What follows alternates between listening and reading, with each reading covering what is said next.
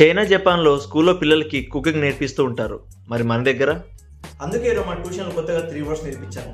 Cleaning, washing and cooking. తిన్న తర్వాత మీ ప్లేట్ని మీరే క్లీన్ చేసుకోవాలి, అలాగే మీ బట్టల్ని మీరే వాష్ చేసుకోవాలి. కుదిరితే కుకింగ్లో హెల్ప్ చేయాలని చెప్పి నేను మా పిల్లలకి చెప్పాను. అసలు 3 వర్డ్స్ని ప్రజెంట్ కంటిన్యూస్ టెన్స్లో ఎలా వాడతారో కూడా నేర్పించాను. I am cleaning, she is cleaning, we are cleaning, they are cleaning, I am washing, you are washing, she is washing, he is washing, they are washing. పిల్లలకి వాషింగ్, క్లీనింగ్, కుకింగ్ గురించి నేర్పించాను. Daily వాళ్ళ life లో use అయ్యే words మాత్రమే నేను English లో use చేస్తున్నాను.